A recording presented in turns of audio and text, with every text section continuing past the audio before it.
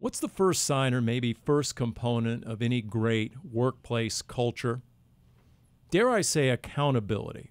We've heard the word accountability a lot over the past year, have we not? What's so funny? What am I missing? You're not missing anything. I just find it humorous. Darren might know where this is trending without really knowing. Dani, you've been known to hold Darren accountable on more than one occasion. I was wondering what you were going to say I've been known for. I thought I'd maybe join in right off the top here. Once again, you know, the trust tree is in effect, okay? This is only a place of productivity here on Cardinals Underground, especially TikTok trending towards the draft. Darren, I find it perhaps a little bit disingenuous at best, hypocritical at worst, that you tend to rail against the mock drafts, except if I was to look at your screen right now, what are you engaging in as we speak?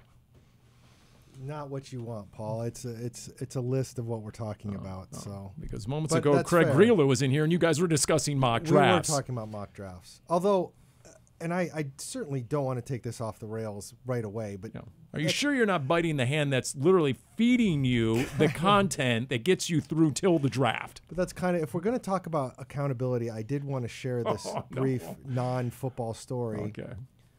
I happen to be playing basketball with my my adult sons have a game on Sundays that they're kind enough to invite me to, and I was playing with my older son was on my team and my younger son was on the other team, and they tend to guard each other because that's what brothers do. Gotcha. And the fact you don't have a walking boot on right now, it was a success for you. Forget win or lose, as long as you don't get injured, you're good. It's interesting you bring that up, Paul. All right. I went to go set a pick as my older son, who's my height and weighs about 220. So he's not a small person. I go to set a pick for him as he's dribbling. So he's coming at me, and so he's going to go off my left shoulder. And my other son's coming, and he sees it. So he's going under the screen. For some reason, my older son, in his quest, properly trying to come off my shoulder as tight as he can, because that's how you run a screen, and too many people in the NBA don't know how to do that. But that's neither here nor there. Darren will be holding a summer camp near you. Unfortunately, instead of coming right off my shoulder, he collided with me, all 220 pounds of him, and it hurt. I was down. I was yelling his name as I was like, "What are you doing to me, Alec?" Down goes Dad. It was not good. Okay. Friendly fire. That's good. Okay. All right. Well, I don't see any braces, or you might be on painkillers for all we know. I was limping later. I had something wrong with my right heel or something. Like it's probably stupid that I'm doing it, but I'm doing it anyways.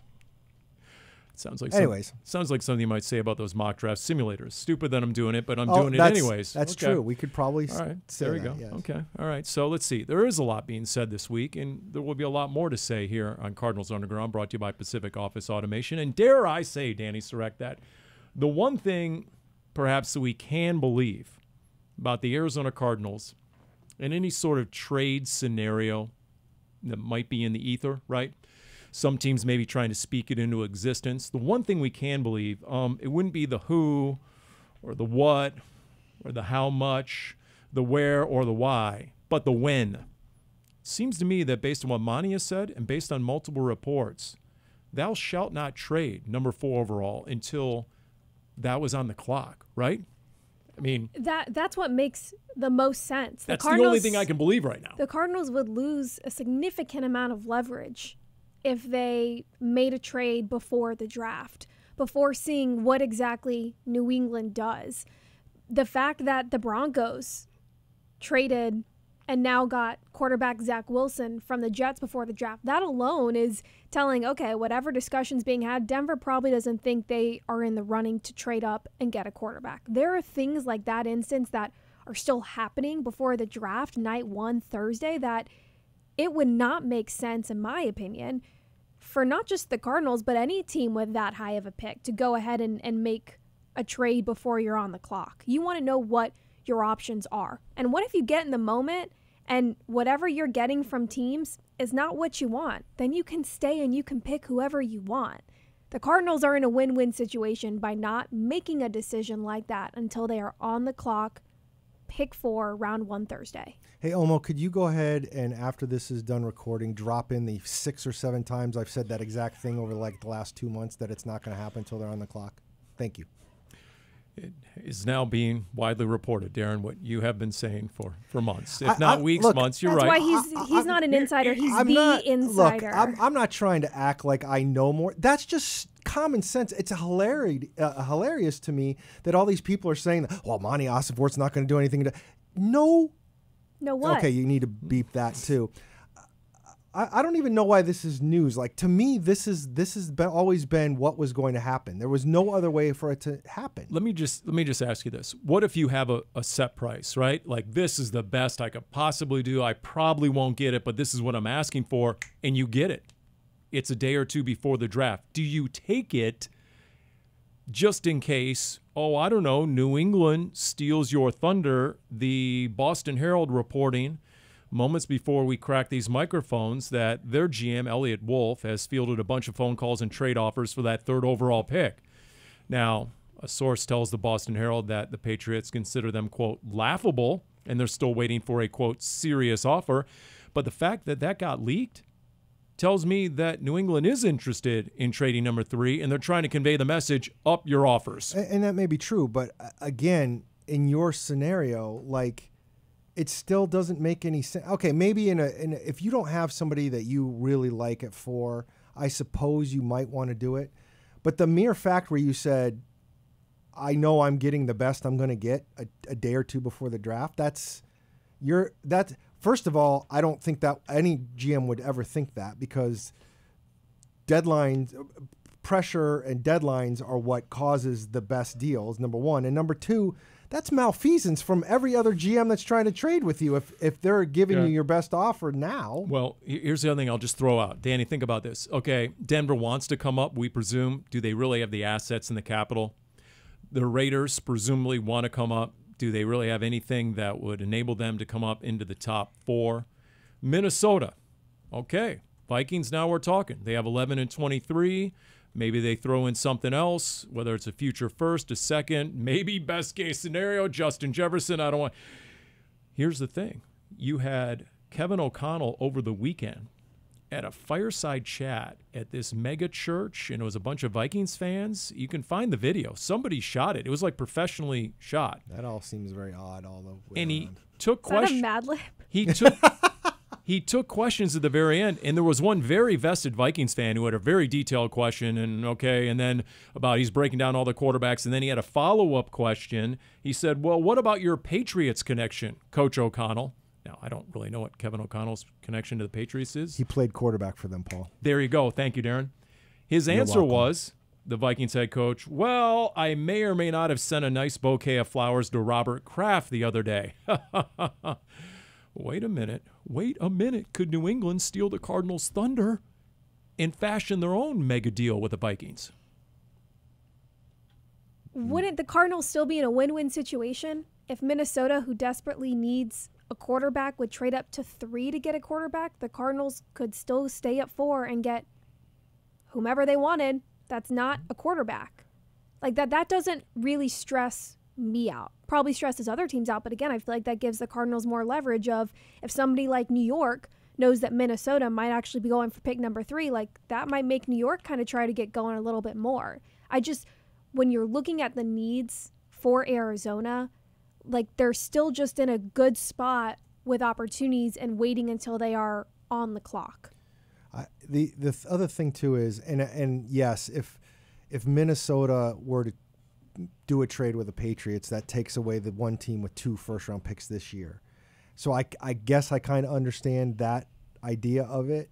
But I feel like there's somebody in this room who's been telling me that 4 quarterbacks are going with the first 4 picks anyways. So you're still going to have the 4th pick and people wanting to trade into that, assuming that whoever was saying that is right. Yeah, let there be a 4th QB. That's what it was. I do believe that has transpired. That has actually happened. So, okay. And you're right, Danny. I've been of the belief for a while that, hey, if you don't get a deal you like, that you don't think is acceptable, feasible, plausible, whatever, guess what your default plan is? Marvin Harrison Jr. Hello, and then you move on. So, Again, and I railed about this with Craig Grelu on Cardinals Cover 2. NFL Network threw up a graphic, and the question to the roundtable was, who's under more pressure, the Broncos or the Cardinals? Wait a minute. Broncos don't have a franchise quarterback. They don't have the assets to go get a franchise quarterback. Cardinals have their quarterback. They're paying a lot of money for a quarterback they don't have anymore. Yes, an $85 million cap hit or whatever it is. And, I mean, is there anything that presents more pressure in the NFL than trying to find your franchise quarterback? And yet the Cardinals are sitting there at number 4, and at very worst, they have their pick of the best position player on the board. Not to make light of this, but I did see a funny tweet that said, the Broncos had so many leftover Wilson jerseys that they had to make a decision. That's good. Hence, that's good. Zach Wilson. Actually, the worst part about it is that's what everybody said. Oh, this works out well not only for the team but also for their team store. When you just keep, except Will Lutz, the veteran kicker who signed previously as a free agent, already took number 3. So it's. Well, and there again is another layer to pressure. Okay, so Denver's got to give up what exactly to move up? They have to deal, and then there's also the risk factor of history says 2 of the top 4 quarterbacks are going to be busts, right? I mean, you're Washington. This is just me thinking out loud. You hire the assistant GM of the San Francisco 49ers who was intimately involved with that whole execution of the Trey Lance deal. And now you're giving him the keys to draft a quarterback, number 2 overall. Adam Peters goes from the Niners to Washington. My first question in the interview process was, how much did you have to do with the Trey Lance trade? I'm guessing 0. That's what my guess is. It's the whole thing is, I saw a quote that I used in a blog post from the Chargers first-year GM, Joe Hortz, who they're obviously at number 5. There's been talk about them possibly trading, and I really like this quote. Talking about trading back from 5. It's too good of a deal, in air quotes, because of what you're getting back. Talking about people saying you shouldn't have to overpay. And there are trade charts that say if the Cardinals got 11 and 23 from the Vikings, that should be enough for 4. Yes. Okay. And we've all talked about how that's not enough. So this guy's saying, this Charger GM, they have to make it attractive for us to move away from those players. The whole, it's a fair trade, it's a wash, I don't think that's a trade we're interested in. And I think that pretty much sums up what Monty Ossenfort said the other day when he was talking about, telling his wife to move out of the house if somebody gave him a great deal that he wasn't expecting. But the other side of that is if you don't get that deal, no, I'm staying right in my house. Okay, and that goes back to our QB kicker, right? The resort fee. We're going to tack on the fees, the transaction fees. See, I thought you were looking for a dual threat player. No, it's good. Quarterback and a kicker. It's the whole. I saw Goodwill Hunting the other day, right? It's Ben Affleck going in to negotiate retainer. We need a retainer, something a little extra. You're not just going to look at the Jimmy Johnson trade value chart and tell me that 11 and 23 equates exactly to somewhere between 3 and 4 overall, which it does, by the way. There's a reason the Minnesota Vikings went and targeted those 2 picks so they can viably call up the Cardinals or the Patriots and say, guess what? This equates exactly in the trade value chart. So to your point, Darren, no, it's going to take more than that because, let's be honest, look what happened last year. You moved out of number 3, and that player who went number 3 overall ended up being the NFL Defensive Rookie of the Year, right? You did. And so, okay, there's what you're leaving behind. Are you going to leave Marvin Harrison Jr., Malik Neighbors, Rome Odunze on the board, and these are guys who could redefine the wide receiver position for all we know for the next decade? There's also a chance that there's more to it than just trading back when you're talking about leaving one of those, what's projected to be a possible generational talent receiver on the board of, there's a possibility that the Cardinals, if they do trade down from, let's stay with the same scenario, 4 to 11 with the Vikings, how do we know that General Manager Monty Ossenfort is not doing that, knowing he has the capital and the okay from a team between 5 and 10 to trade back up? We saw that last year to move up from 12 to 6 to get Paris Johnson. Yeah. Hey, my ideal. So I'm just that's for the fans that are going to be out at the draft party seeing Paul on stage, that if there's a trade moving down, don't necessarily throw food or gunk on him yet and boo, right? You could come back up. That's I'm looking out for you, Paul. that's why I'm going to have some players. They are positioned perfectly. As that your I can, bodyguards? exactly. I can just stand behind, my personal protectors. Okay, it's not just Kyler Murray that needs protection in the pocket. All right, could be the guy who has the mic in his hand. We'll see about that. Those of us who have been in the journalism industry for a long time, it's you don't kill the messenger, right? You don't kill the messenger. Ideally, you're right. Speaking of going down somewhere between 5 and 10, my ideal draft scenario, thanks for asking, would be the following. You trade with the Giants to number 6. Okay, quarterbacks go 1 through 4, and Jim Harbaugh is sitting there at 5 and says, got to have Joe Alt, got to have the tackle. It's all about the trenches, the Jim Harbaugh way. I'm building the run game. I'm protecting my quarterback. So you move to 6, you get 1, maybe 2 second-round picks out of the Giants, and Marvin Harrison Jr., number 6 overall. I like this power of manifestation, Paul. I'd be behind that. This is. I love it when people say stuff like this because it never happens this way. The Giants' second-round pick they got it at 47. Yes. So would you go down to 6 for 47? No, I don't know if you could realistically expect a second-round pick next year as well, but I think round 2 and round 3 this year to go from 4 to 6. And that's perfectly, you can look Brian Dable and Joe Shane in the eye of their GM and tell them, look, you're getting your franchise quarterback for a 2nd and 3rd? Come on now, right? So do you really want to invest your futures, your personal futures in Daniel Jones? In fact, there were a whole bevy of questions to Joe Shane when he met the media about, do you have buyer's remorse on Daniel Jones, on paying the guy who was drafted 5 spots after Kyler Murray, 2019. So there's that one. Or maybe you guys I'm just going to bring up the other 2 that I wonder maybe are in play by the time the Cardinals getting on the clock. Not only do you trade with Minnesota for 11 and 23, but you need something extra. Do you think Justin Jefferson might be part of that package? No, I don't. I'm sorry, Paul. Okay. We keep Okay. bursting that bubble. Okay. All right, I'll move on to the next one. Why did the Cardinals do the deal with Denver? So they get number 12. They get a future first and Patrick Surtain. That has been actually reported out of Denver by a longtime Broncos insider. That was before are you saying they would still draft a quarterback? So the Broncos come up to 4. They take their quarterback. In return, the Cardinals get 12. And Zach Wilson's the backup? A future first and Patrick Surtain. I don't think Zach Wilson figures into this much. I think that's one of those, you take a flyer on him.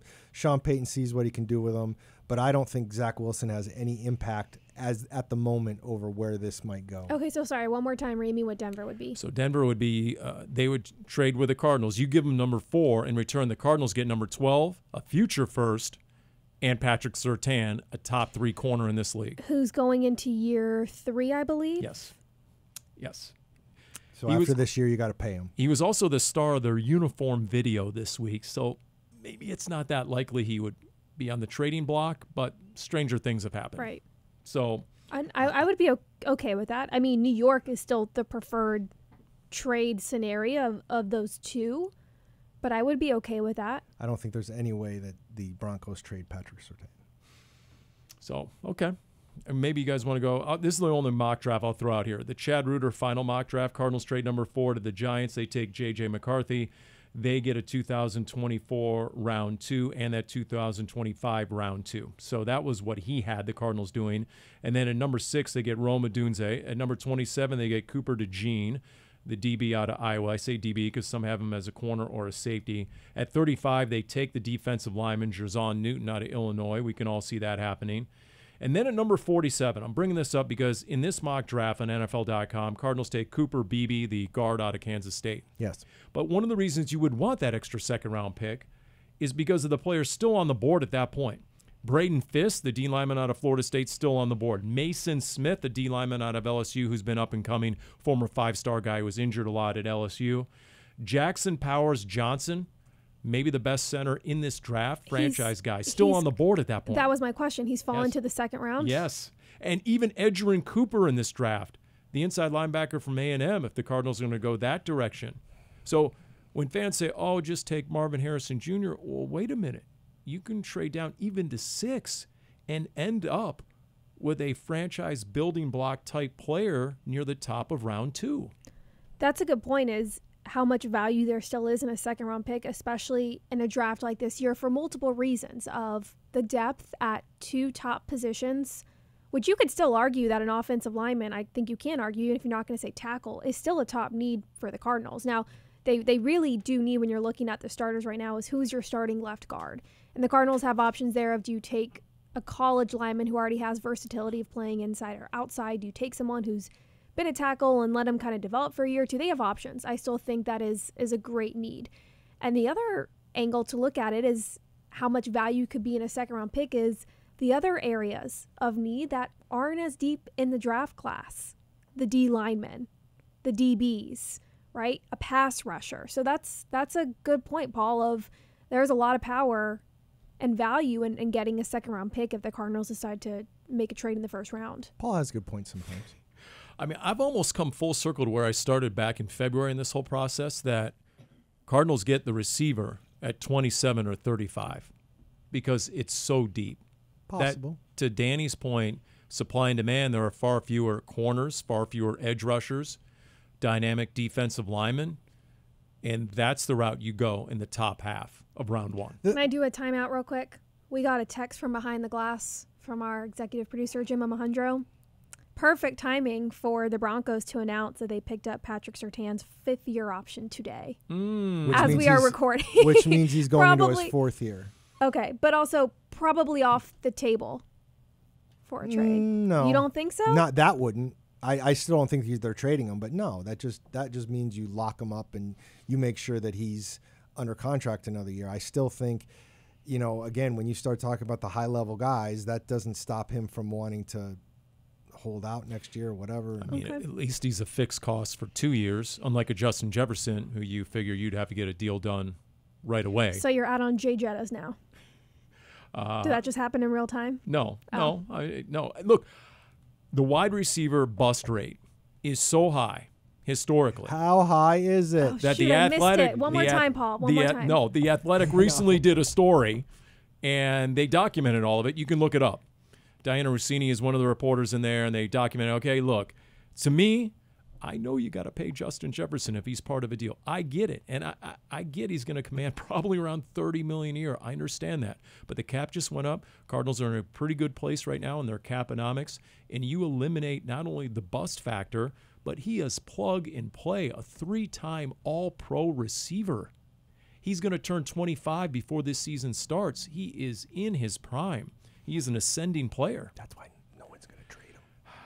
So he's not leaving the Vikings. Yeah. Well, here's another reason why the Cardinals might not be interested, because, once again, there are so many receivers. We don't even have time here at Cardinals Underground, brought to you by Pacific Office Automation, for me to list all of them. So I'll just spotlight the 2 that Tom Pelissero threw out there. He did a lot of intel and calling around, and he listed 4 or 5 players that he thinks could end up as surprise picks in the first round. In the first round. Okay. In the first round, like late first round. So we're talking about 27 at this point? Exactly. Then? Okay, maybe 35, maybe. But the first one he highlighted was Keon Coleman. Michigan State basketball player, went to Florida State to finish, played football, and he had a disappointing 4.61. So it took him out of the first round, theoretically. But everything else, I mean, he's 6'3 1/4, he's 213, 78-inch wingspan, supposedly has great hands, does not fight the football. He's a polished enough route runner. He's competitive, makes a contested catch. And they're drawing all these parallels to Puka Nacua, who didn't run real well. Keon Coleman. Interesting. And the one comp that he got from some of the scouts, Anquan Bolden, who I looked it up, ran the 4.71. Went round 2 of the Cardinals and blowed it up, right? Yep, he did. So, and by the way, Keon Coleman turns 21 next month. Oh. And they said he wasn't even training for football because he'd still kind of done a lot of basketball stuff when he worked out and got timed and all this sort of stuff. There's that. Then there's Xavier Legette out of South Carolina, sort of a DJ Moore, Deebo Samuel type, 6'1", 225. He's a burner, 4'3", 940. Supposedly is a real natural catching the football, but because of other injuries and other circumstances and bad quarterback play until Spencer Rattler got to South Carolina, didn't really shine to this last year. So I'm trying to remind myself how historically deep this receiver class is. And to your point, Dani, if they end up going corner or edge, early in round 1 and they leave receiver towards the bottom, I think it's feasible. And I won't be disappointed whatsoever. That's just me. Because I'm still trying to understand, is Marvin Harrison Jr. an outstanding prospect? I get it. But why is the Red Sea so head over heels about Marvin Harrison Jr.? Do you think just by chance that he happens to remind them of a certain Hall of Fame receiver who they so dearly loved and was on a first-name basis with the entire state of Arizona for so many years? I think it's a couple things. I think, yeah, that's true to a certain extent. I think it's easy to make that comparison, but you could make some of those same comparisons with Odunze. I think, to me, the biggest reason, this is just me, one, yes, there's a lot of people saying he could be the best player in the draft. I think people have glommed onto that, although it's made very clear that people might look at all these receivers a little bit differently. I think the other thing, too, is I just think he's more famous. He's more famous than Rome Odunze. He's more famous than Malik Neighbors. Both those guys had great years, but I would be willing to bet a large portion of the fan base had a much greater chance of hearing about Marvin Harrison Jr. before we got to this process than the other two guys. The familiarity of it. Yeah. I mean, it's why once upon a time. It's a sexy name. And this is going back to 2006. It's why everyone lost their minds when the Cardinals drafted Matt Leinart, because everyone knew Matt Leinart so well. He was a national celebrity at that point. The second most popular athlete in L.A. behind Kobe Bryant. Right? Yes. There's Matt. Even the non-football fans knew Matt Leinart because there he is on the cover of People's 50 Most Beautiful People of 2006. Paul was in there in 2007. No, I was at his radio show that we did when there were actual fans who drove from L.A. for his 1-hour radio show. That's the sort of celebrity he was. I remember those days. So that's a good point, Darren. You're absolutely right. People feel like they know Marvin Harrison Jr. Now, all that being said, he very well could be another Larry Fitzgerald. I don't know. Yeah. Is there also some intrigue to the mystery of not doing, workouts or the measurables or things like that? No, I think this train was rolling well before we got to the combine. I agree, but also of wow, he's so good that teams don't have a problem with that because they already know what they know. I think. Well, again, what is this? The trust tree? Is that what we like to call it? Yeah, just the three of us. No one else is listening. I feel fairly confident Malik Neighbors and Rome Odunze would also be just fine in terms of top 7 picks if they hadn't done those things. No. All right, so we'll agree to disagree. We'll agree on the following. How about this? We'll agree that it's not whether the Cardinals should draft a receiver high. It's where should they draft a receiver? And we'll get the answer on Thursday and Friday, right? So there's that. And you'll get the first interview, Paul. Well, we'll see if everything works out. It has historically in the past. What if the person's not in Detroit? Then he won't be able to see anybody. He'll just be maybe they'll up there call in from their house party. Blowing in the wind. So what'd you guys make since we last did Cardinals Underground? Monty Ossenfort, Jonathan Gannon met the media. Any takeaways whatsoever? Because if they're doing their job, you would basically have 0 takeaways, right? They would talk for the half hour or so, really make no headlines, give you nothing of substance. Some of the things I wrote down, okay, the board is 95 to 98% complete. Hay is in the barn, as Monty said. It's now time to discuss scenarios, what could possibly transpire. How do we react? How aggressive do we get if we see a guy we really like? What's it worth? He did admit that he's had talks with multiple teams, and multiple teams have checked in with the Cardinals, but that's the norm. And then, of course, he told the story about the house. The house thing, where he basically said, he's comparing taking the calls about the trade down from 4 about if he lives in his house, he loves his house, his wife loves his house. But if somebody came up, knocked on the door, and made an offer, essentially a great offer, he'd be like, okay, Mrs. Ossenfort, we're out of here, and you'd leave. There you go. There's your thing. That's going to have to come down so it doesn't block me all the time. But Darren needs the camera needs Darren. Wouldn't it be interesting if I would have loved for them to come out and say, we're not 95, but we're 100% done. What do you think we've been doing up there? Of course we're 100% done. Right. Tough tiddlywinks. We're not going to tell you anything about it. Mm-hmm. That would be, Yeah, that's essentially what we learned, which was not a lot, which is expected. We're really with most GMs. He did say something that I think the fan should heed as somewhat of a warning or maybe a lesson learned, and that is when Monty said, you know what, we don't fall in love with players, but we do have conviction about players. So remember that if you have your heart set on a certain player come draft day. If I'm a fan, that's what I'd want to hear, knowing that the front office doesn't have rose-colored glasses on and they're not making decisions based on the emotions rather than everything else that comes into play as well. Here's the thing, though. The fans that are up in arms about, let's say, Marvin Harrison in this case, they don't see that as being emotional. They see that as he's the best player in the draft. You know. Why wouldn't you just do this? It's funny we're talking about people saying stuff because I'm going to do a short piece on azcardinals.com Wednesday about the 20th anniversary of the 2004 draft, which was Fitz, obviously, and Darnell Dockett and Carlos Dansby. And, I mean, Denny Green had no problem telling you stuff. I remember being at the Combine his first year, and he basically said he loved J.J. Arrington so much that if he was there in the second round, the Cardinals were going to take him. And guess what? He was there in the second round, and they took him. Yeah. And then the time when I was sitting there, he was doing a TV interview, and I happened to be able to sit in on it because it was right out here. And he basically said, we have the number 3 overall pick, and we don't have a quarterback, really. But we like Josh McCown, and we're not going to take a quarterback at 3. Oh, and by the way, Larry Fitzgerald's the best player in this draft. I wonder what that could add up to. Wait, you don't want Eli Manning? You don't want Ben Roethlisberger? You don't want Phillip Rivers? Nope. We've got Josh McCown. And all due respect to Josh. And by the way, Larry really thought he was going to the Raiders at number 2. Yes. And then out of nowhere, they took Robert Gowery, the tackle, who was pretty much a flop. I would be fascinated to know what the Cardinals would have done if Fitz had gone at 2. Do they then go quarterback? Yeah, that's a great question. No doubt. Because they liked Roethlisberger a lot. Yeah, no question about that. So, all right. So, look, as for what else Monty said of any substance, he did talk about supply and demand. And he did say that, yes, supply and demand at certain position groups will push certain players up or down the board.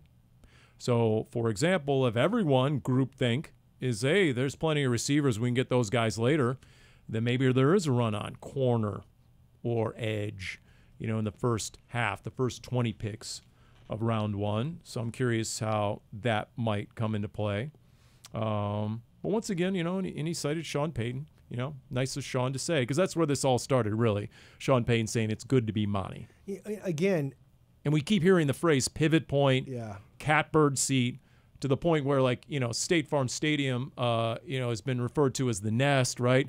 The Cardinals' war room at this point should be referred to as the catbird seat because you've seen that associated with him so much. I do think, yes, there wasn't a ton of substance per se, but I think we all can agree that, I don't know how much, he could come right out and say, if we stay at 4, we're taking X or whatever, but, I think there's a lot of stuff that is unknown that he wouldn't be able to tell you at this point because literally he doesn't know. I honestly believe as we record this right now, he does not know if he's going to trade or not. I truly in my heart believe that. What do I believe? That's a good question. Thanks for asking. I believe that Monty doesn't necessarily want to trade out of number 4, but I do believe somebody will make Monty Ossenfort trade out of number 4. I do still believe that. I think it's coming. A deal that's just too good to pass up on. Yes. And the evidence of that is the Chargers GM you cited earlier and him saying to the media, we believe we have the first pick in the draft because 4 quarterbacks are going 1, 2, 3, 4. Obviously, the Cardinals aren't picking quarterback at 4. That means somebody's coming up in a trade. You want my gut? Thanks for asking. My gut is telling me that the Cardinals are going to stay at 4. That's what my gut tells me. Okay. And you want to attach a name to that? Yeah, because I don't feel like people waiting outside and throwing eggs at my car, so I'll say Marvin Harrison Jr. I think to a certain point there comes a time in different drafts, and there's a lot of moving parts of needs and cap space and all kinds of stuff. There comes a time where sometimes a player is just too good to pass up on. And I would think that's going to come into play of, are there some players, position players, that the Cardinals are going to have the opportunity to draft where they are, to where it doesn't really matter what you're getting, like that player is just too good to pass up on. I agree with you 100%, and you need premium players at some point. I'm curious though, when we hear Monty say, if somebody comes to my door and offers me something great, I know he didn't say great, but that's what he was alluding to. Like, what does that look like? So I'm going to pose to each of you, if it's the Vikings, so you're going down to 11, what does that package look to you like when you say, yeah, I got to pull the trigger on that? I can tell you. Well, that's good. I asked you. 11 and 23. Yep.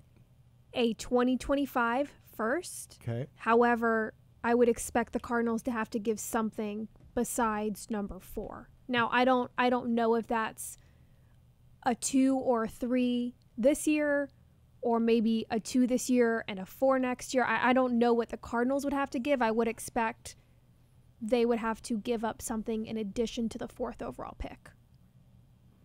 Paul Calvisi, why don't you weigh in? Yeah, well, it's got to be 3 first-round picks or the equivalent thereof. It's got to be 2 first-round picks and an equivalent player.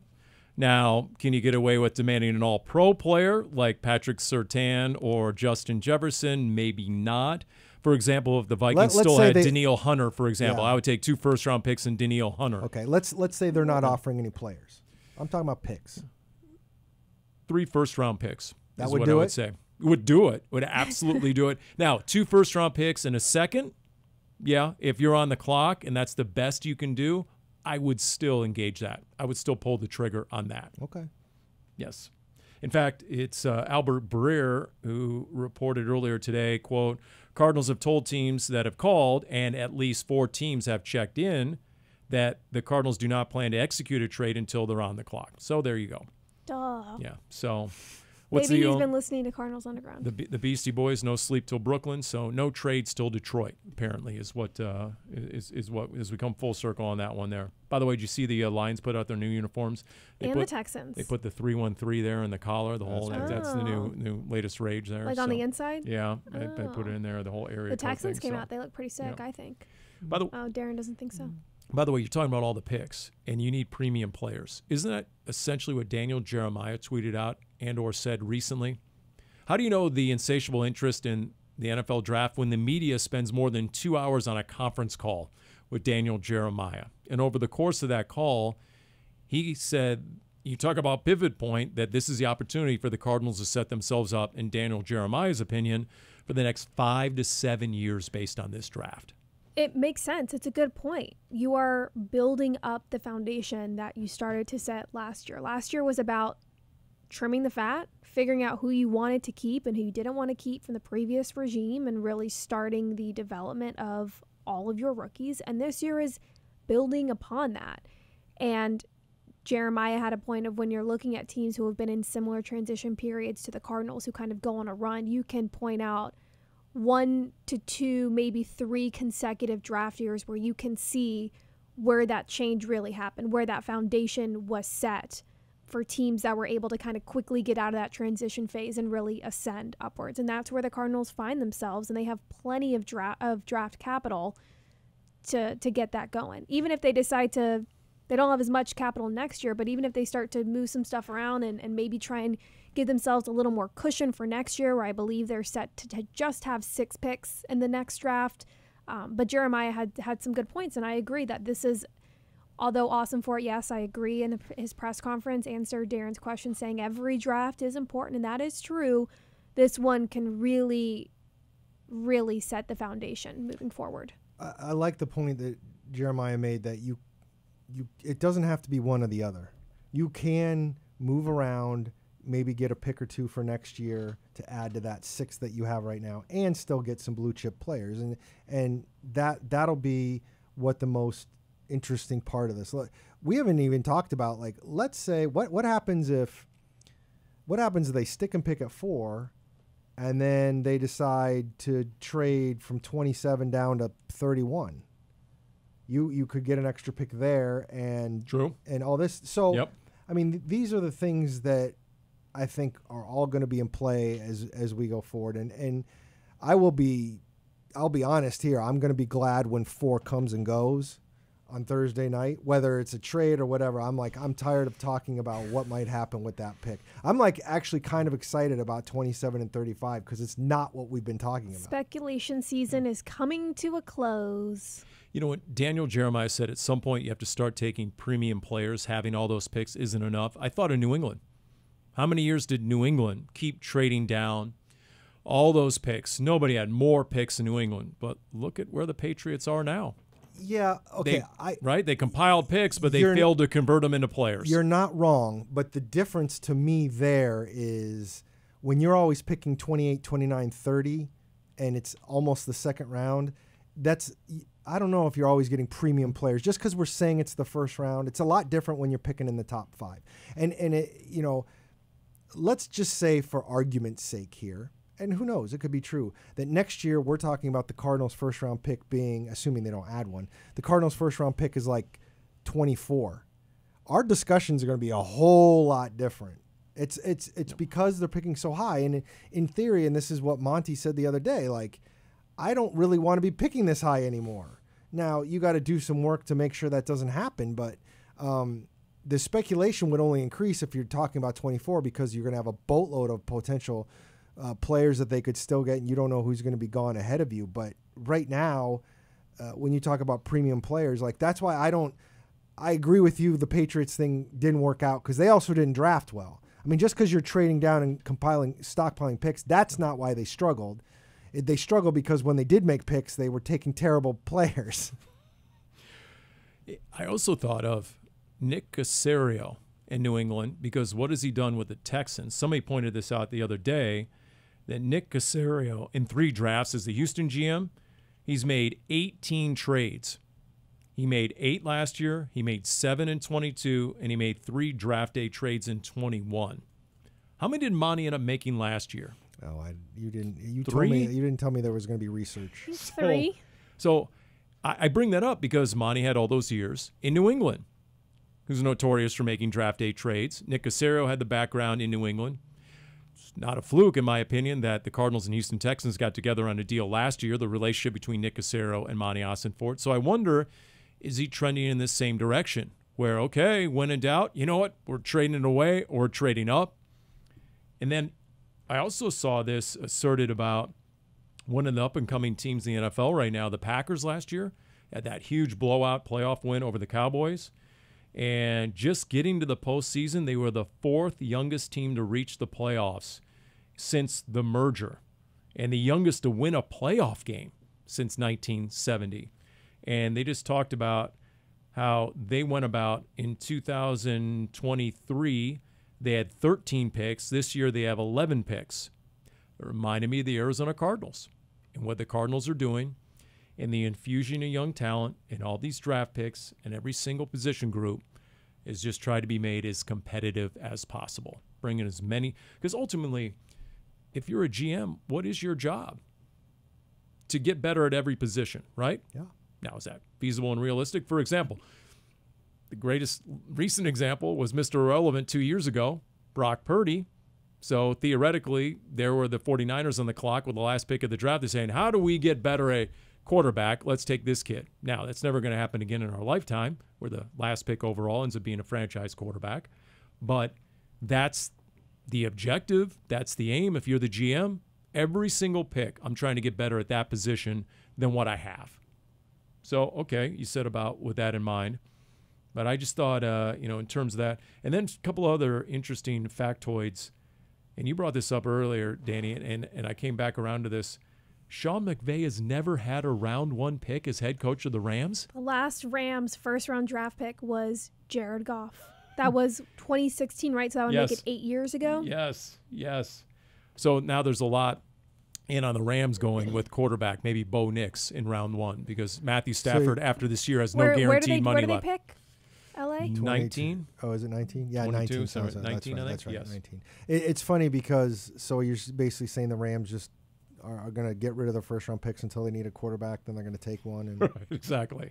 Hey, Yes. it worked. Yep. Every time they need a quarterback, they just stick with that first-round pick. So, and look, we spent so much time on number 4 and 27 and 35. Look what the Cardinals did in round 3 last year. Garrett Williams and Michael Wilson, 2 building blocks. yes, So this year you have 3 third-round picks, correct? If you're the Arizona I Cardinals. believe that is correct, sir. So in a really deep draft at a lot of different positions, don't be surprised if come training camp we're talking about 2 out of those 3 players in round 3 who all of a sudden are turning heads in August. Unless they take one of those third-round picks to move up from 27 to Maybe. like 22. Maybe. Absolutely. And that's the luxury of having 11 picks, right? Yes. If you want to throw in an extra pick or 2 to go up and get the guy that you want to pull a Howie Roseman, for example. What is it, 3-4 years in a row, the Eagles GM has come up in the first round or gone into the first round because, oh, my goodness, that player that we have way up on our board has fallen. Let's go get him. And I presume that's what Monty Ossenfort meant when he talked to the media about this last week before we actually go on the clock. We're talking about scenarios. Certain guys go, that we have really high on our board, and all of a sudden they're available, and they're still there at 24. Well, what's it take to go from 27 to 24 to make sure we get our guy? So I throw that out there. By the way, just to stir up a little bit, your guy Pete Prisco, you know Pete Prisco fairly well, I do don't know you? a fellow Sun Devil. Yeah. So CBS Sports, longtime NFL content provider, he does his annual who they should take mock draft. He says, this isn't predictive. This isn't what I think is going to happen. This is what I think should happen on behalf of every team. He has the Cardinals sticking and picking at number 4 and going receiver Malik Neighbors. With Harrison on the board. With Harrison on the board, going number 5 to the Chargers. Let's just say the Red Sea wasn't down with that in that mock draft in particular. I don't know if the Red Sea really was going to pay attention to it until Paul Calvisi highlighted it on his Twitter feed. We got to have fun with it. You got to have fun with it. Come on, right? You got to, We all love Pete. yeah. But I mean, are you going to sit here and bet your life savings that couldn't happen? no, Why does it always have to be betting life savings or a paycheck with you, Darren? I'm just saying because if it's just you putting something out there, then we're just stupid podcasters saying stuff into the wind. There's got to be something on the line, Danny. But how many scouts, personnel evaluators, all these anonymous sources have been quoted as saying that there's definitely a division between those who like Neighbors, some who like Odunze, and some who like Marvin Harrison Jr.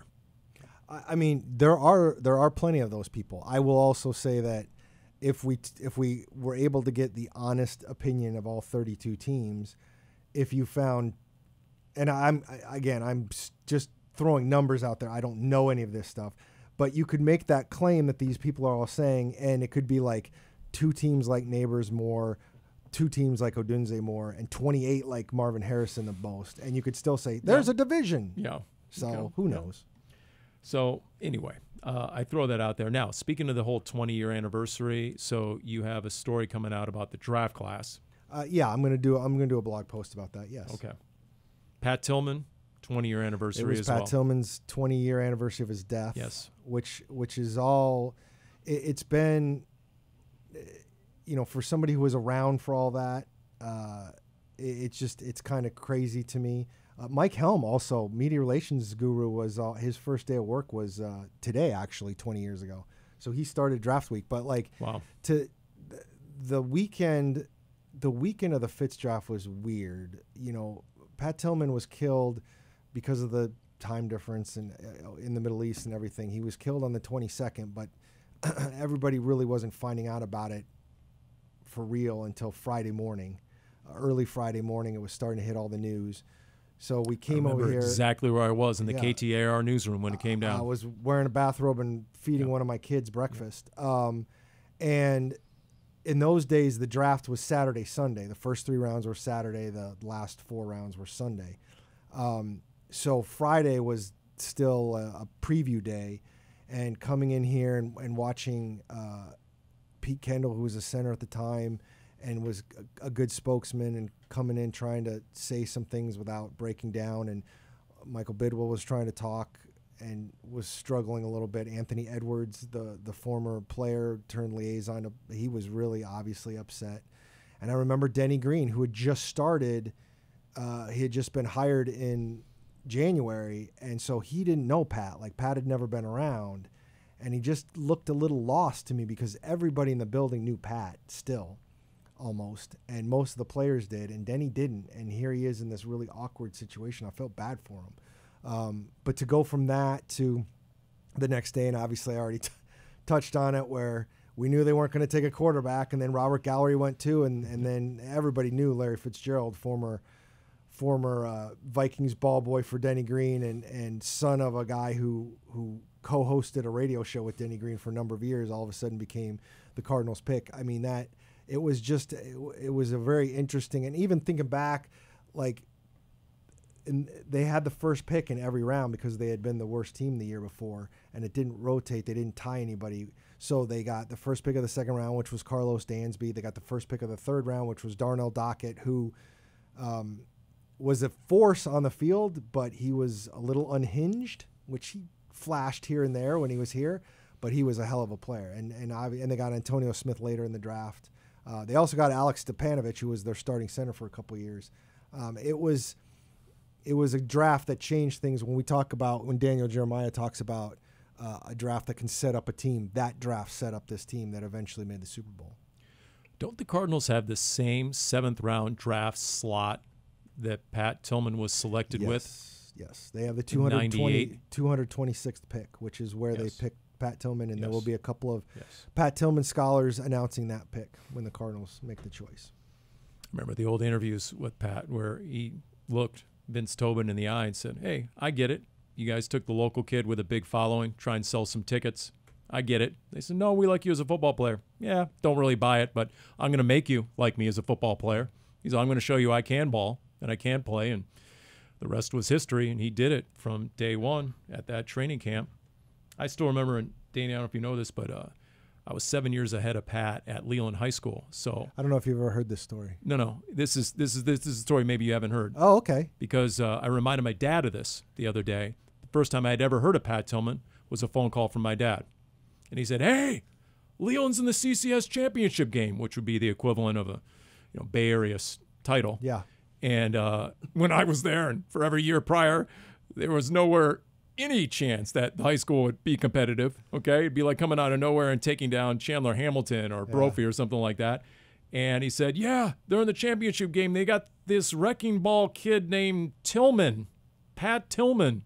And sure enough, he was the running back / linebacker. And if you want to waste some time online, forget about searching up highlights of Pat Tillman as an Arizona Cardinal or Arizona State Sun Devil. Look for Leland Chargers high school football Pat Tillman. It's out there on YouTube. And it's phenomenal to watch. Awesome. It really is. That's awesome. So I always tell the story. It wasn't just when he was a rookie in '98, the Cardinals won their first playoff game in 50 years. It wasn't just when he was the Pac-10 Defensive Player of the Year when ASU went to the Rose Bowl. Right.